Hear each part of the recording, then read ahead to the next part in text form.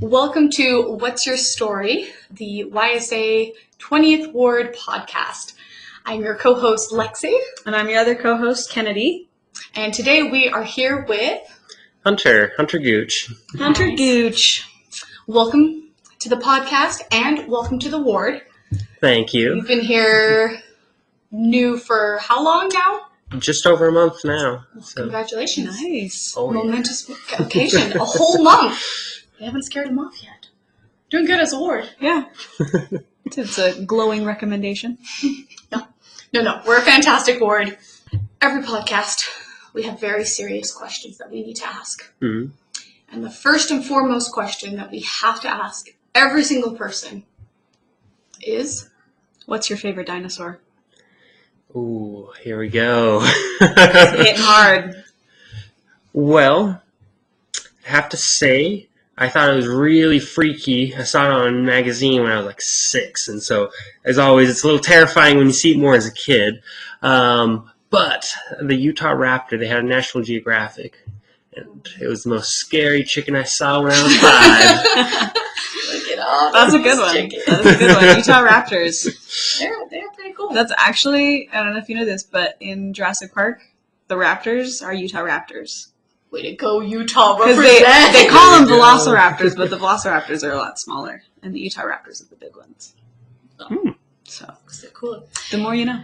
Was it just from that childhood memory that makes that your favorite, or are there other reasons that are attached to it? I mean, they're all really cool. It's not something that I think I studied too much. But that's one that stuck with me, so that's why I'm going with that one, right? So it's a good one. So you've been in the ward for about a month. Mm-hmm. Did you just move here, just graduate? What made you decide to start coming to our YSA ward? Well, that's kind of a difficult thing. So the reason why I'm in this ward is because I'd been in another ward for a serious amount of time, and it was just a long period of, it wasn't much growth there, much spiritual, and a lot of that was my fault, and I was able to really come over here. Funny enough, it's half the time of drive, even though this isn't my assigned ward. Dang. Yep. All right. Those ward boundaries, man. But, no, it's been real nice. And the last ward I was in was, it was a really big building.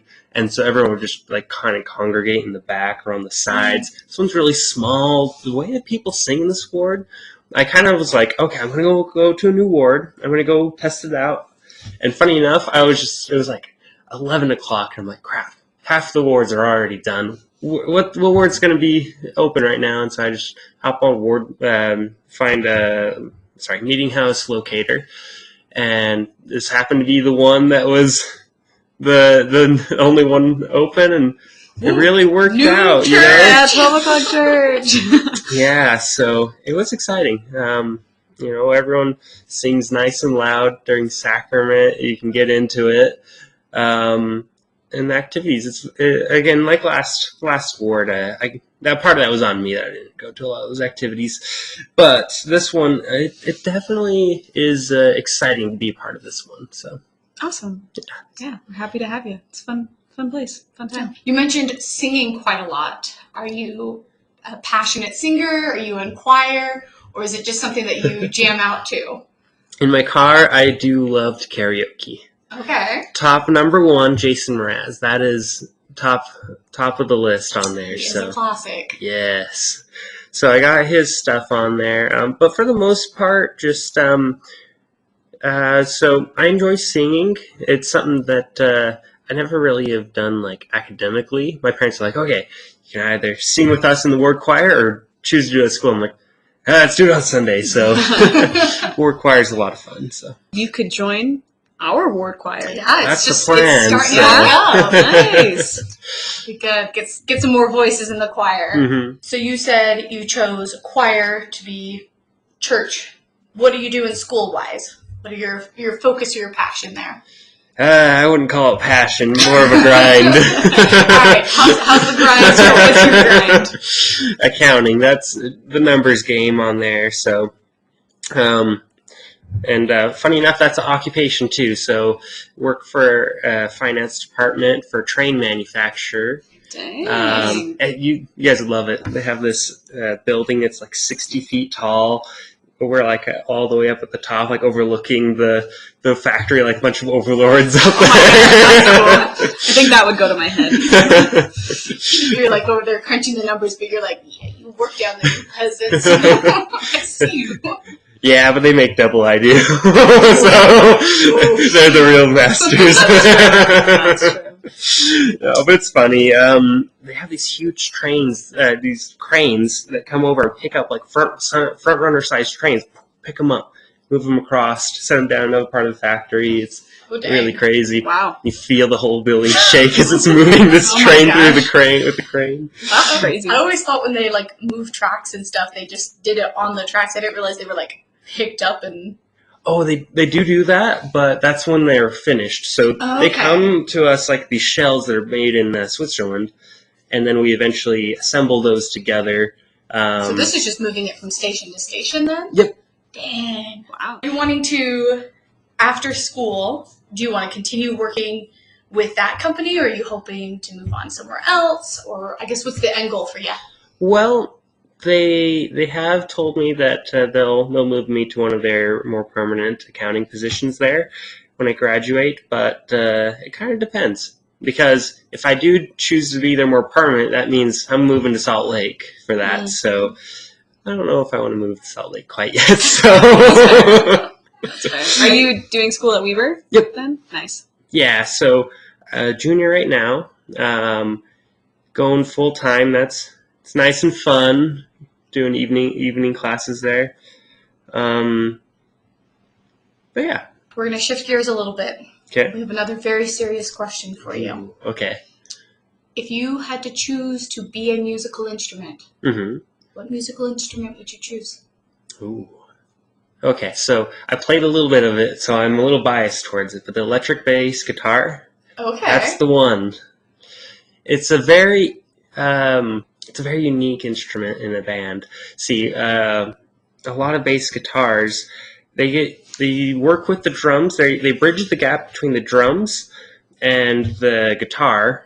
So the guitar, they do all the flashy stuff. You have the drums, and they're keeping the beat, the tempo of the whole song.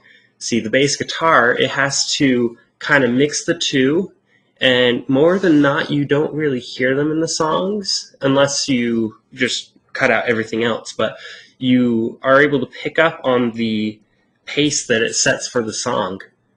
Okay. And then there's also this really funky, 70s disco style of bass guitar playing called slap bass, where you're literally plucking it and it like slaps against it and makes this funny sound. And people, Nice. yeah, I think I've seen some videos of people doing that. It always sounds really cool. yeah. I'm just surprised that like who would think to take like a string instrument that's supposed to be played one way and be like, you know what, I'm just gonna smack the crap out of it and see what I get. Probably someone who was very frustrated and was like, oh, wait, I'm onto something That here. actually sounded kind of cool. I'm gonna do that again. Well, we're going to play it one more time. Write their own genre because they can't play the rest. Pretty much. Yeah, that's such a vibe.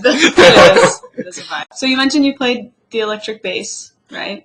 A little bit. A little. Do you have any other hobbies or musical instruments that you play? When it comes to hobbies, I kind of like to be the jack of all trades, but master of none. Okay. You know, But better than a master of one. I guess so. Hopefully. I've heard you have better chances of surviving the zombie apocalypse the more hobbies you have. Oh, good. So, jack of all trades, better chances of survival. What are a few of those hobbies? Well, growing up, I did a lot of dirt biking. Came home from mission, kind of wanted to do my own thing, so I went out and bought a half road, half dirt bike mixture. I play around with that for a bit. I do windsurfing. I have one from the 70s. Ooh, that's cool. Yeah. Where do you go to go windsurfing? Oddly enough, Pineview's the best place around here for the wind because it's predictable. It flows up and down through the canyon, so you're able to guess where the wind's usually coming from over there. It's either going one way or the other, just not circling around as much. That's pretty cool. How'd you get into windsurfing? Well, I was looking at paddle boards when I was in high school, and I found out that paddle boards, for like an inflatable, it was like $250, $300. They were selling these for like $30, and they're the same size. So I'm like, I could just use it as a paddle board and then just throw a sail on it, have fun.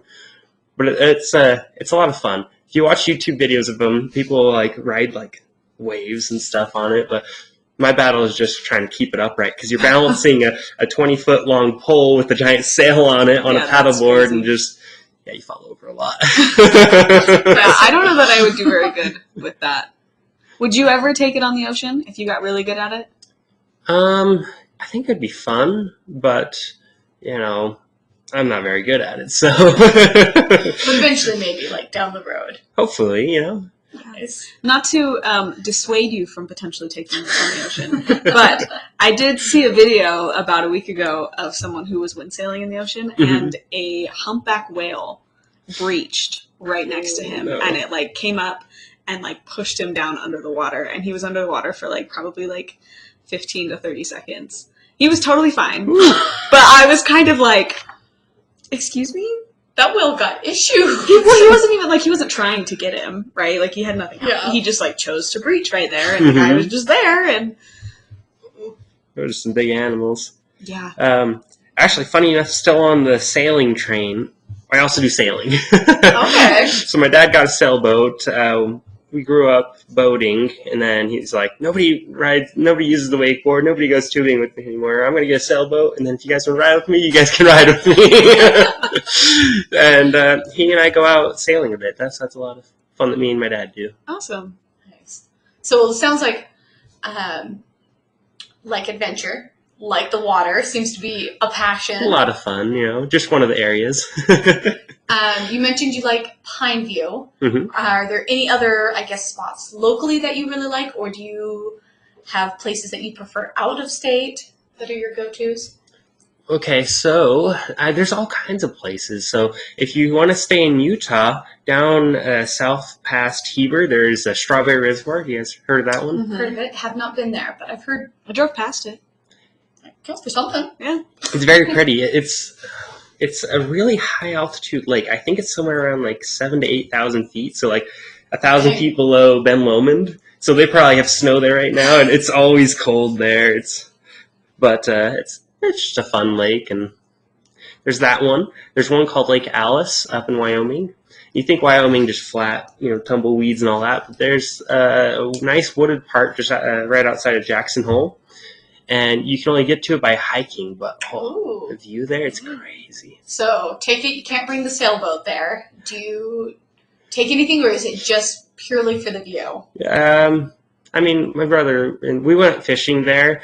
I'm not much of a fisher, but I'll go for the social aspect. I'll bring the snacks and party, That's my game. That's the real MVP. Yeah, Brings the snacks. Snack man. That's Anyone the who job. brings snacks is welcome on my fishing trip.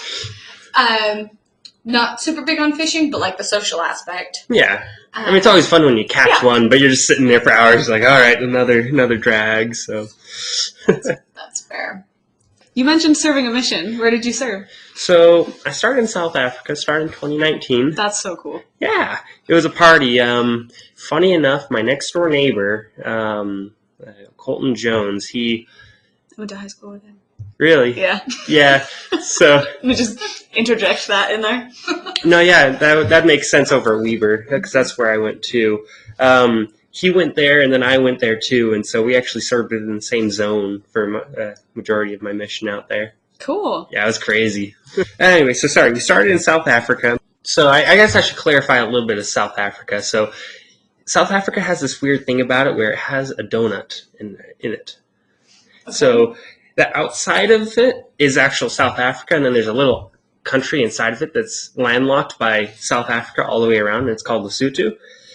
That's its own zone of the mission, and that's where I mostly served. It's actually mountainous.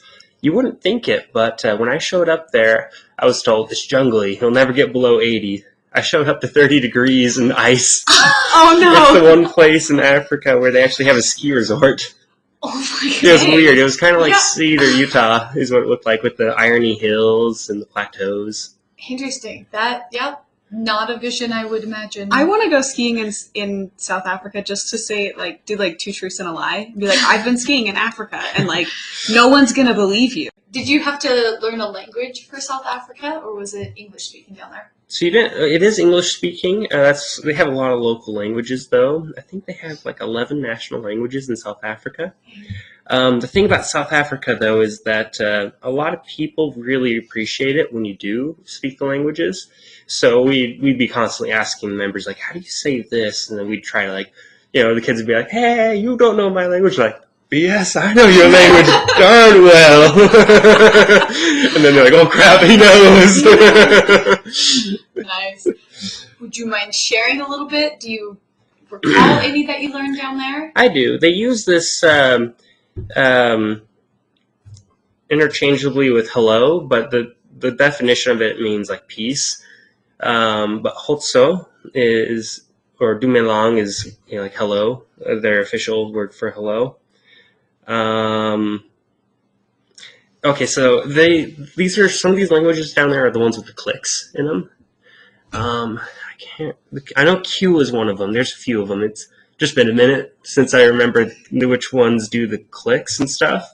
But they do different clicks. There's like the side click, and then there's like the one where you like pull your tongue down and it makes like the vacuum pop. Okay. That's the one that's Q. But yeah, so they have those kind of cool. I guess, yeah, I could say one actually. So funny enough, I don't know why I remember this, but I remember their version of moonshine out there. I love that. What'd you learn on your vision? How to say moonshine? Yeah, so it's Ngombuti. Okay. So, yeah, there's a Q in the middle of it, but it starts with an N. So it's Ngombuti. Cool. Yeah. That's pretty cool. I probably will not be able to pronounce that, but No, but you can definitely count on me, like, re-listening to this and trying to learn how to say it. I'm not going to attempt it now because I'm so butcher it and probably say something horrible. But that's pretty cool. Oh, Yeah. one claim to fame for them down there. You know Black Panther? Uh-huh. You know when like they have like the blanket shields in it? Though that's actually a Lesotho thing. That's not a South Africa thing. That's a Lesotho thing. that's That cool. is cool. Yeah. You were like, I recognize that. There's lots of throwouts in there. Like at one point they say "mfwetu" to each other, like the two main characters in it, which means brother. But that's a Zulu thing. That one is South African. So they kind of like threw it in so that everyone could have a piece of ownership on it. Conglomerate of all Yeah. the cultures and languages. Yeah, it That's was awesome. cool they did it. Did you say you started in South Africa? So you Yes. didn't finish Yep, the dreaded in South Africa, I COVID. guess I should say. Yes. Yeah, so in March, I'd moved to the other side of that same country. And funny enough, I was actually told that I was going to be moving areas. But then they said, well, COVID's getting a little spicy, so hold off. We're not going to do any transfers. So we stayed there for another 2 weeks. And we got a call at like 8 o'clock at night. And they're like, well, they're cutting off the borders between Lesotho and South Africa. So you need to get out by tomorrow. And so we made calls to every member. We're like, we love you guys so much. And, it was an emotional evening. And then the senior couples came over. They picked us all up. And we ended up leaving there. We were driving to a town called Bethlehem. That's in South Africa. And as we're pulling in, my buddy Colton, he's like shouting out of the window because he got there before us, and he's leaving. He's like, "We're going home, boys." We're like, "Wait, what's going on here?" So we were just told we were going to a different location in South Africa just as a transfer. And so we sit down. The one of the counselors, the president's like calming everyone down, getting us in there. We all sit down. They get us some pizza, and everyone in the missionary's like, "Yes, free food. Let's go." You're living the dream. So we sat down. He's like, "Well, they want everyone back because there's a good chance that people won't be here. So that travel won't be able to be made for a while, and we don't know when it'll open up, so we'll just be in our respective countries for the time being. And so we stayed there for another day while we were collecting all the rest of the elders out there. And then we drove over to Johannesburg, which was another 8-hour drive to the capital. And after that, we got to stay in the temple housing out there. Crazy cool experience. Members out there are amazing. And then I guess the church rented a plane. I don't remember which one it was, but it was some African country. It was like Air Namibia or something. We just rented the whole plane. Wow. And so it was just a bunch of white shirts throughout the entire plane, and they just sent us straight home. Then after that, they did actually end up releasing us because we were getting so many missionaries returned that they were trying to organize everyone. It was a bit of madness. So I got released for about 2 months, and then after that, they gave me the option of, well, you can wait for South Africa to open up. We don't know when that'll be, but you can wait, and then we'll offer it back up when you can, or you can just go somewhere in the meantime. I'm like, just send me back out. I'm not waiting. Yeah, I didn't want to have too big of a break there, and so I ended up getting called back to North Dakota, which, funny enough, was kind of cool because I actually lived in North Dakota for 2 years. Oh, nice. In middle school era, that area. But I never got to go visit where I lived. I spent most of my time in Montana. On the native reservations. Now I think about it, yeah, 8 months of my mission were on the native reservations out there. That's cool. A lot of fun. That's super cool. Yeah, it started off in the Fort Peck is the native reservation in Montana, and then I moved to South Dakota in part of my mission, and finished up back actually in Montana again. Went down and back. And what a crazy adventure. Yeah. But that's kind of cool that, even with all the craziness, you still had people that you were able to serve and minister and teach, no matter where you were in the world, literally all over the world. So that's really cool. Sorry, I'm going back to South Africa because that's one of the countries that I would love to go. No, totally. And my aunt and uncle did a mission in Ghana. So I heard a lot about it from them. But how was the food? The cuisine, were you this is the best, or were you just kind of I don't know how I feel about this? He is the snack guy. He is the snack guy. They are the snack people. Okay. Yeah. So imagine Cheetos, but of every kind of flavor you could imagine.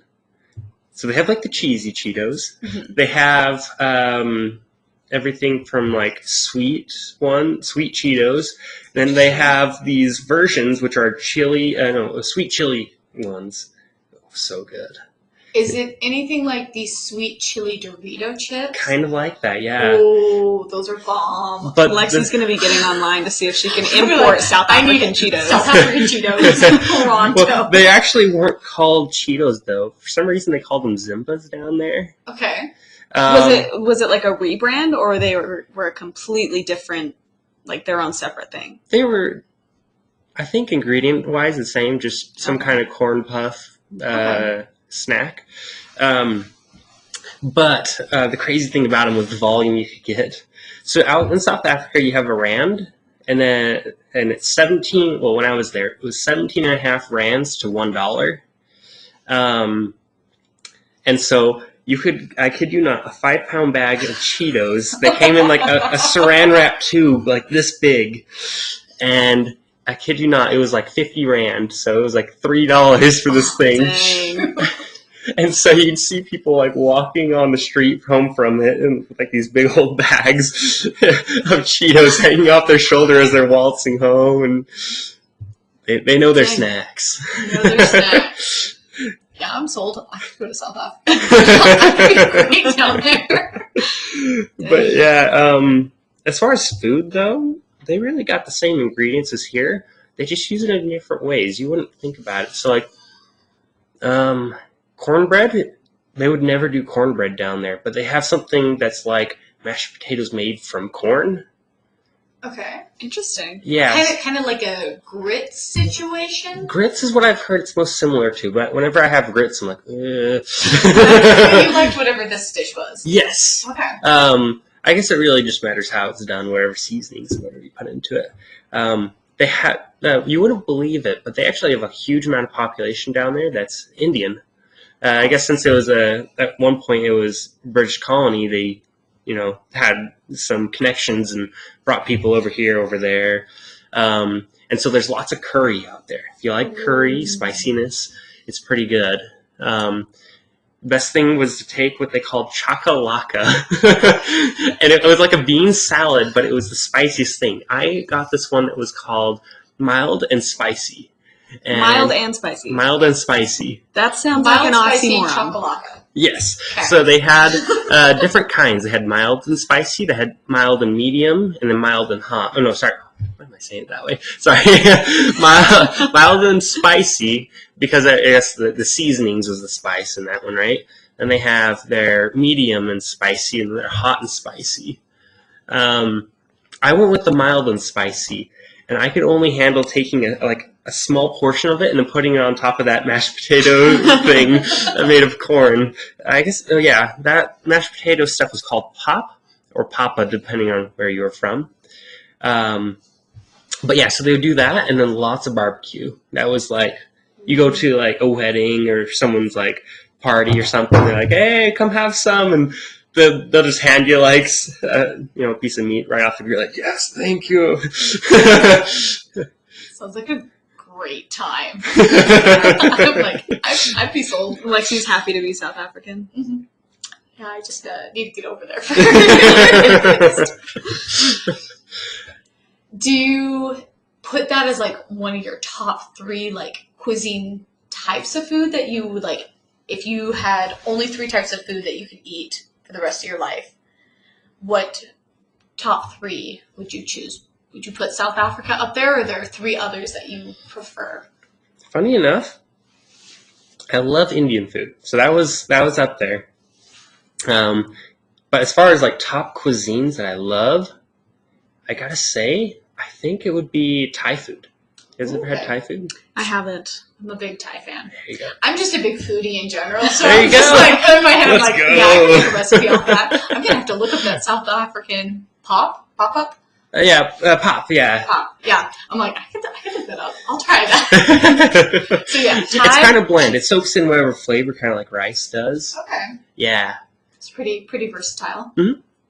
What about your other 2? Thai's number 1. Oh, yes. There's that one. I like South Africa. There's a lot of memories with it. Also, the stuff I was describing, the pop and the chakalaka, that stuff is like their staple. It's like going and grabbing a can of chili here. It's like, I have 50 cents. Just toss that in a bowl and you're good to go. But as far as like cuisines go, I don't know. I'm not like, I enjoy a lot of them, and so it's kind of I would have to just say those 2 for that reason. The one is just super awesome, and my dad tried getting me into Argentine food because that's where he went on his mission. Okay. And so they have like their empanadas. They have something called a Milanese steak, and so you take a steak, you throw cheese on it, and you throw a whole bunch of marinara sauce on it and a bunch of Italian spices. You call it a day with that. Dang. Dang, that's pretty good. It's Lexi's like, I know what I'm making for steak dinner pizza. this week. I've never seen him make it, but he always like tells us about it, that they really liked that in Argentina. And then they have a restaurant over in Layton, Argentine restaurant. Cool. Yeah. So this is a change of subject, Mm-hmm. but what is your favorite holiday? Ooh, holiday. It's been changing as I get older. As a kid, you're always like, okay, first off, birthday, or Christmas, then birthday in a second, you know? But I'm the youngest of 5 in my family, and so I have lots of nieces, lots of nephews. I proudly defend the title of favorite uncle. Part of it's because I have all the toys that they can, I can teach them how to windsurf or ride a motorcycle, that kind of stuff. But but a lot of stuff like 4th of July, or just when they come over to visit my parents, they come over to see their grandparents and stuff. It's usually the get-togethers now that I really live for. But yeah. So not really a holiday in specific, but whatever brings family around. Yeah, That's that's the enjoyable stuff. Do all of your siblings live within Utah, or have they moved out of state? So they used to live all in Utah. My sister moved out to North Dakota with us when I was like 12. Met her husband out there, stayed out there, got married. But they moved to Iowa because he's doing residency for doctor stuff. Nice. And she's like, started like tempting my brothers and sisters, like, look at the housing out here. Anyway, my brother, he got tempted, looked out there, he's like, I could buy a house out there, 2-bedroom house out there for $50,000. Yeah, we're doing it. So he and his wife saved up, went out there and got themselves a home and stuff. And I'm like, dang, yeah, it's just me and my brother. Funny enough, my brother, who's still here, he has 2 kids and a wife. His wife is Lindsay Wood. Funny enough, she went to the singles ward when she was... I know Lindsay Wood. We grew up in the same home ward. Really? Yeah. Oh, that's cool. Small world. That's my Yeah. sister-in-law. She's pretty cool. Yeah, her parents are great. Yeah. Great people. Just right over there, I think, right? Yeah. Yep. Super close by. But yeah, so it's just my parents are half in here, half there in Iowa. But me and my brother were here. That's cool. Cool. Yeah. If you could pick anywhere to live in the world, would you still hang out here in Utah, or would you pack up and move somewhere else? Well, if it was just me, I probably would be out in Iowa right now. I'd be like, I can have my own home, I can do this. But it's one of those things that I want to... That's first off, I'm not going to be the only only person making that decision. And so I'm waiting for that opinion to show itself before I can You're make like, it. I need two ideas, and then we can decide. Yep. So I gotta wait till I can find someone to make that decision with, and then I can make that decision with them. So It's a good life philosophy. It's pretty nice and open, but also like still has a clear direction of like, hey, we gotta balance the pros and cons. Yeah. we can't live here. We gotta live somewhere. That's a true statement. So if that person was like, I don't have an opinion, where do you want to go? What would your response be? Maybe. Throw a dart at a map? Well, I would like that sense of adventure, but I'd have to wait until I'm done with school and stuff. I guess I didn't say this. I work for a Swiss company, so if I got the opportunity to work in Switzerland, that'd be cool. Ooh, I've seen some really beautiful destinations in Switzerland. It's Yeah, that would be gorgeous. really cool. Pretty neat. Have you ever, like, with the exception of your mission in South Africa, have you ever been outside of the country, like visited, like, Europe or that kind of stuff? Yes, I have kind of a boring one and then kind of an exciting one. So Okay. the boring one first, I've been to Mexico and Roatan and Belize. That's not an offense to any of those places. He just has something cooler that tops it for him. Well, Never mind. no, I was thinking about Canada. So I went to Canada by accident, and I kind of almost got arrested. This is so much more exciting than Belize. The So rest is on the line. this was on mission, actually. Okay. So I was in a town called Poplar, Montana, and we shared a border town that was not on the reservation called Plentywood.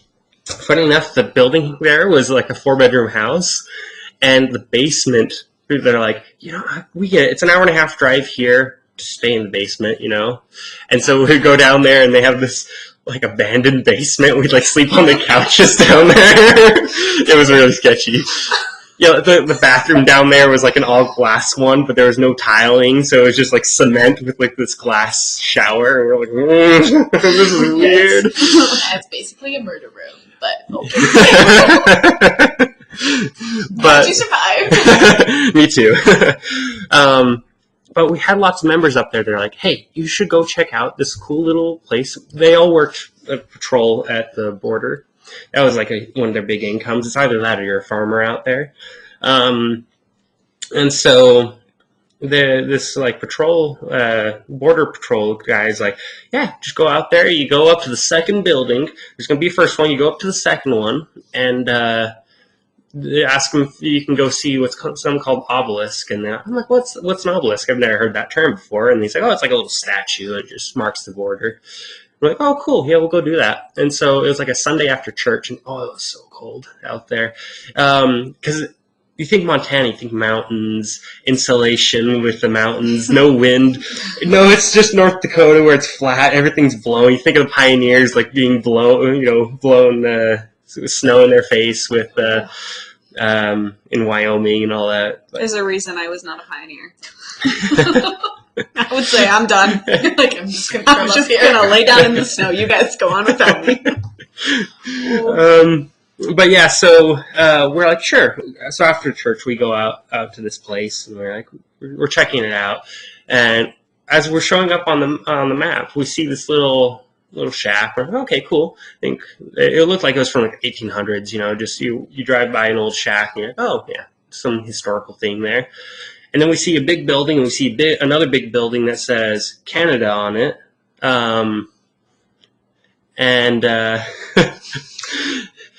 So we park at the first building because we're like, oh, we'll just park there, walk up the second building, ask the people if we can walk over and see it.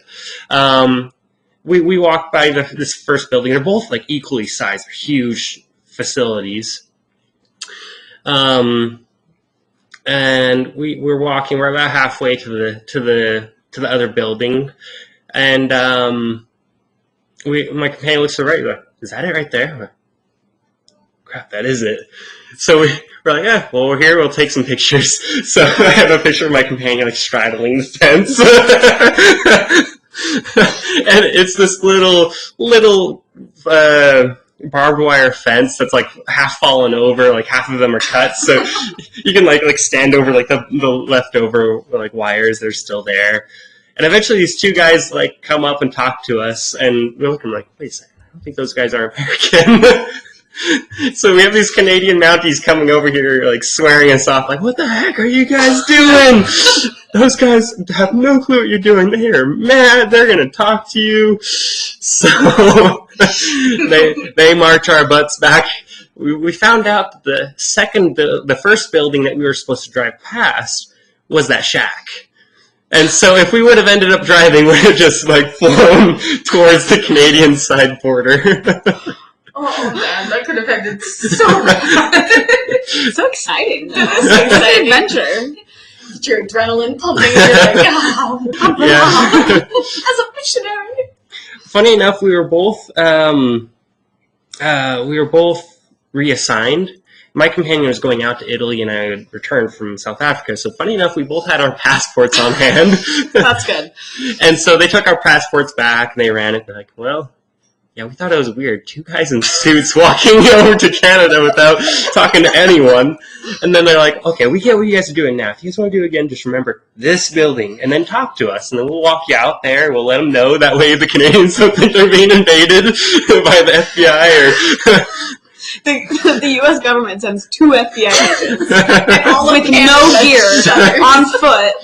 And they start taking selfies And start on taking board. They're like, either these are FBI agents or conspiracy theorists. Or, Mormon missionaries. One of the 3. Those are the 3 options in life. Needless to say, we actually trained a missionary there, and we told him that story. He's like, I want to go. I'm like, I'm not going back there. You can go when I'm gone. I'm not doing that again. You're like, I already have one mark against me. I don't know how many more times I'll look back. Canadians just might keep me this time. Good story. I like it. It's a fun one. I found a question. Ooh, It's a great question. okay. Can you do a backflip? Funny enough, I don't know what it is. My brain will just not let me do a backflip. I'll do front flips all day. Mm-hmm. But backflips, I get about my back gets to about 60 degrees, and then my back just like, okay, you're not doing anything else. I'm stopping this. It's okay. I actually have an embarrassing injury story as well that had to do with sporting. Yeah. So when I was 6, I had broken an ankle. And the reason why I did it was I was playing badminton. We had like a few badminton nets and like a little badminton. When you were 6? Yes. Impressive. Yeah. He was a talented child. Find ways to hurt myself somehow. So I was just in the backyard having fun. You hit the badminton up and just like try to like dribble it, keep going up and up and hit it harder. See how high you can get it before it comes down. And eventually it lands on the edge of the roof. And it's not a high roof. And at the time, we had someone doing work on our windowsills. And so what the guy had was he had just a plank of plank of wood just over this windowsill to keep people from falling in or something to fall in. And so it was just on the edge. So I climb up on it, I grab it, and then it slides out from underneath me, and I'm hanging from the gutter. And it's just me and my brother in the house, and I get so embarrassed when my brother says it, but what he claims, and I know I was like yelling for him to come help me, but like I had my hands up on there. What he said is he was like downstairs and he just heard, "Dallin, help!" and then heard a clunk as I fell. Oh no! Did you get the birdie down though, the little badminton? Good question. I can't remember. It's still up there to this day. It's been never The recovered. important questions. Oh, but it was just your ankle, right? Nothing else got. Just the ankle, yeah. Had to wear a boot and all that. So Poor little 6-year-old you. Poor little 12-year-old your brother. Like, that would be kind of traumatizing. like, Like, yeah, my brother fell out the window. I'm home alone. well, no, windows. So it was in the ground windowsill. So I fell into the ground. Oh, okay. Yeah. So it was like one of those dugout windowsills. Uh-huh. And yeah. Oh, but he totally kept on like poking fun about that. As a brother would. Oh, yeah, yeah. of course, I'm sure. And I'm sitting there like, my voice didn't sound like that. Like, it did. When you're about to fall, it did. If you had to pick, like, one topic, I guess, that you probably are the biggest nerd on, Mm-hmm. what would it be? Ooh. Like, what's the one thing that you're just like, yeah, that's my niche. Like, that's what I nerd out about. Okay. It's changed from when I was a kid till now. See, when I was a kid, I was everything airplanes. Wanted to be a pilot, and then I wanted to design airplanes. Like, I had gotten to the point of like wanting to do airplanes to the point where my parents just got me like a foam like sheet. Like those, like you go to Home Depot and they have those like blue styrofoam things. That's why I asked for my birthday. I asked for like 4 or 5 of them, and I got like a little foam cutter, and I'd cut them and make airplanes and like try to like throw them in the backyard and stuff. Anyways, that was like my dream. I kind of let go of that in high school, but ever since I was a kid, I really, really liked airplanes. That was kind of my hobby, kind of a thing. I really enjoyed it, but never really did anything with that. Okay. So I nerd out about them, but I'm not very good with them or anything because I don't know anything about them. Hey, that's okay. But you said that's what you obsessed over when you were younger. Yes. What about now, present you? Ooh. Well, there's not a lot of time to obsess about much with school, but when I was like 12, me and my brothers got into this game. Okay, it's going to be really nerdy. It's called World of Tanks. Okay. And it's just a video game. We've played it since. So, see, 2012. I've been playing this game for 12 years now. Dang. Is this Xbox, PlayStation, Steam? Where do you find this game? So they have been on all of them. I prefer computer, mostly just because was the original format, and the rest of them are kind of simplified a bit so that they can be used on a controller. But they use a lot of a significant amount of physics engines with them. So you wouldn't think about it, but the design of a tank really is based on the shape of itself. Kind of like how a car needs to be aerodynamic or a plane needs to be aerodynamic. That's so that the air bounces off of it without causing too much stress. And so these tanks, they have to be shaped or positioned just right so that they can maximize the protection of themselves. And so it's something that I have fun with. I really only play it with my brothers, just as an old throwback. But we have a lot of fun strategizing and then like dueling with each other, try to figure out who has the best skills in the game. So you're not designing the tanks, you're just fighting with the tanks. Yeah. Okay. Well, they're all historical tanks. Okay. At some point or another, they all were made from Blueprint, and so they have everything from World War I all the way up to the Korean War in this game. Dang, Yeah. that's a lot of options. Yep. It's a lot of fun, but it's just a game, and so it's one of those things that, as a hobby, if it's not work, school, or dating, it's that. Because that's what I do with my brothers if I'm not playing with my nieces and nephews, and so. Well, actually, I have been training them in the ways. So The ways of the Jedi or the Sith? Of the tanks. they have both in there. Just kidding. Jedi tanks. No, I actually do like Star Sith Wars, tanks though. is scarier. That's true.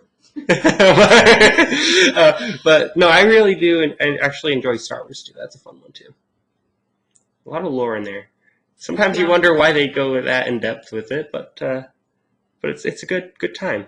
Yeah. You guys do a lot of the Star Wars? I am a casual Star Wars enjoyer, I Okay. would say.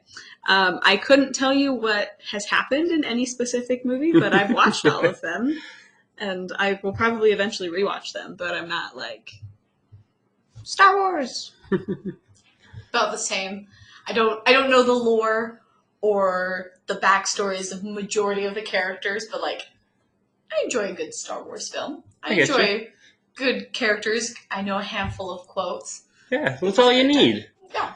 But if you were to quiz me on it, I would not pass. I would fail very miserably. Compare yourself to a Star Wars character. Who would it be? Ooh. Now, my favorite one is Obi-Wan Kenobi. Mostly because Ian McGregor, the guy who plays him, is really cool in He's real life, super too. cool. He is very cool. I didn't know this, but he actually has gone all around the world on a motorcycle. Really? Yeah, he would That's have it impressive. travel on a ship with him to the next place. I feel like that's a little cheaty. Well, how else are you going to cross the water? You just go really, really fast? Just go up through Alaska and go really fast through all those islands, and then you come down through Russia. You do it first and let me know. No, thank you. I don't have a motorcycle license. Oh, but I think he has a lot of funny quotes in there. Yeah. So if anyone in the ward ever catches me saying hello there, that's a habit that I General built. Kenobi. Yep, that's well known. I made a habit of it, and now it's more of a problem. Because I say it, and I'm like, oh crap, they don't know what I'm talking about. That's how you get out of Rome. You're like, where are my Star Wars fans? Yeah. Nobody there. I'm just like, so uncivilized. Anyway. So, that's your favorite, but who do you associate yourself with? Well, I really associate as Anakin in the Clone Wars TV show. Okay. Yes.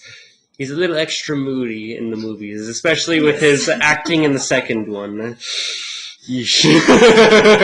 So animated Anakin is your go-to. Yes, he's a party in there. So I've seen snippets of it, and he's got a very fun character. yeah, Or is portrayed very fun. I feel like they portrayed him really well in there, and then in the new Ahsoka show, they really portrayed him really well in there too. Yeah, he's not talking about sand anymore. Right. I think we've got time for one last question. Okay. And then we'll start to wrap it up. Not super fun, but a good question. If you had to pick the flowers for your funeral, what would be your flowers of choice? Okay. There's a lot of options. Wow, that is not what I was expecting to come out of your mouth. What did you expect? Not that. Well, that's what I got. Should I be serious about it, or should I have fun with the joke with it? I always go the way of the joke, but I was gonna say I'd not go. my funerals. I was gonna say I'd have them all choose plastic plants because I wanted them to know that my life was fake. Wow. Yeah. But in reality, no. No, but for the fun of it, Cyan's my favorite color, so any kind of blue flower will be Ooh. it. So Those blue flowers are kind of hard, especially if it's like a cyan blue. Because like my first mind goes to like blue bonnets. Do you have a second mind? Yeah, it's yours. Oh, We have one mind. got it. You just said my first mind, so I was just curious. Yeah, you are my second mind. Fun facts about yourself, or not fun facts, but just anything that maybe people don't know about you. I'm an aspiring chef. Give you that one. Chef or baker? Chef. I do like to bake, but chef is most of it. My most recent creation was something called a sweet beet chicken. Sweet beet chicken. Yes. Okay. Okay. It's a title and a half. So what you do with this one is you cook the chicken in a whole bunch of balsamic vinegar and a fair amount of sugar with beets, pickled beets. Okay. And it has a very interesting, very tasty flavor. And you cook it until the balsamic vinegar actually turns sweet. It tastes more like a jelly or a jam, you know. So Well, thank you for coming on our podcast. absolutely, It was super fun to learn a bit more about you, and we're very glad that you're in our ward. Thank you. So- I'm really glad to be in this ward. Thanks for coming, and catch you next time. All right, our next guest describes themselves as very artistic, but in the way of spontaneously creative. They also could never, absolutely never say no to ice cream. Do you think you know who it is? I don't know, this could fit quite a few people. That's true. Guess you'll have to listen to the next episode to find out. Catch you then. Catch you then.